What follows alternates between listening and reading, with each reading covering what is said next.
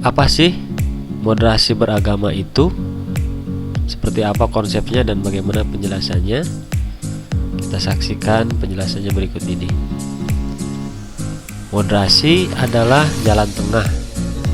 Dalam agama kita namanya adalah wasatiyah. Moderasi itu contohnya misalnya ada moderator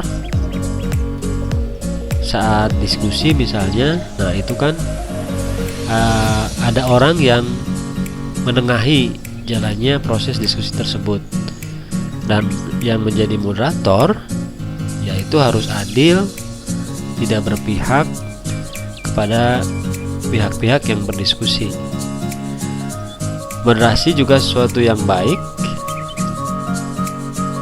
Contohnya misalnya adalah keberanian. Nah, sikap berani ini dianggap baik karena ia berada di antara sikap atau sifat ceroboh dan sifat takut. Lalu sifat dermawan juga ia berada di antara sifat boros dan sifat kikir. Nah, lantas apa sih moderasi beragama itu? Moderasi beragama berarti cara beragama jalan tengah sesuai pengertian moderasi tadi. Dengan moderasi beragama, kita tidak terlalu ekstrim dan tidak berlebih-lebihan saat menjalani ajaran kita.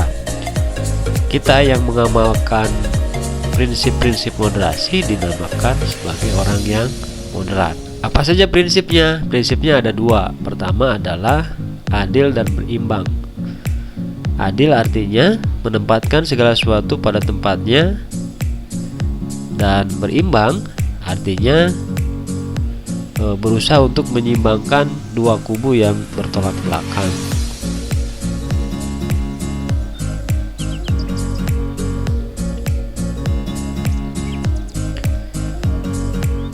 Nah, lantas bagaimana contoh atau pengalaman perbuatan moderasi beragama dalam sejarah? Dalam dunia tasawuf falsafi misalnya, kita mengenal satu tokoh yang bernama Al-Hallaj. Al-Hallaj itu memiliki sebuah pandangan atau konsep, yaitu wahdatul wujud, yaitu persatuan antara hamba dengan Tuhan, persatuan diri kita dengan Allah. Nah, sehingga ketika itu terjadi, sisi kemanusiaannya menjadi hilang.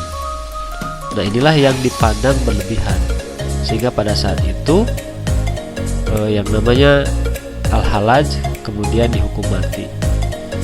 Generasi berikutnya kemudian Syekh Abdul Qadir Jailani menyatakan, mengkritik apa yang dilakukan Al-Hallaj itu.